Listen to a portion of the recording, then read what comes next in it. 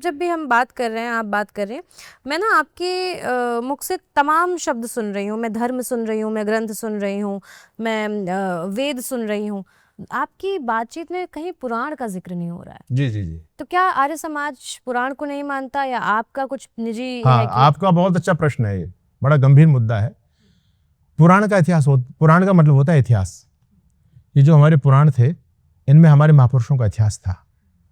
लेकिन हमारे साथ षड्यंत्र ये हुआ कि इन विधर्मी लोगों ने इन पुराणों में लगभग 90% अंश मिलावटी घुसा दिया, प्रक्षेप डाल दिया उसमें। आज उसमें शुद्ध चीज बहुत कम है और बेकार की चीजें, उल जुलूल बातें, बेबुद्धि की बातें, मूर्खतापूर्ण बातें, बेकार की किस्से कहानियां उसमें भर दी गई हैं। आज जो पुराणों के नाम से कथाएं समाज में चल रही हैं, उनसे हमारा यूथ हमारे धर्म को छोड़ रहा है। आजकल का जो यूथ है वो लॉजिक रखता है, अपने साथ में तर्क रखता है।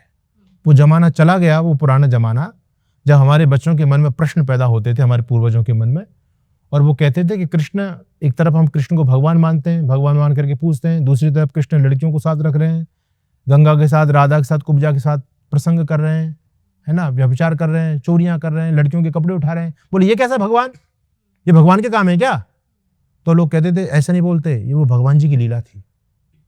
तो लोग डरे होते थे, भोले भाले होते थे, तो चुप हो जाता, अच्छा भगवान जी की लीला, फिर कुछ नहीं बोलते थे वो। लेकिन आज जमाना बदल गया है। आज आप किसी पढ़े लिखे नौजवान को जब ये प्रश्न करेगा और आप जब ये कहोगे भगवान जी की लीला है, तो वो तबाक से जवाब देता, अच्छा कृष्ण करे तो लीला, हम करे तो करेक्टर ढीला, कृष्ण करे तो लीला है, चोरी करे तो लीला है, कृष्ण लड़कियों को छेड़े तो लीला है, कृष्ण अपनी पत्नी रुक्मणी को छोड़ करके अनेक महिलाओं को अपने घर में रखें, उनके साथ प्रसंग करें, प्रेम प्रसंग चलाएं, तो ये लीला है। और आजकल कोई कृष्ण का भक्त करे तो ये दोगला व्यवहार क्यों है?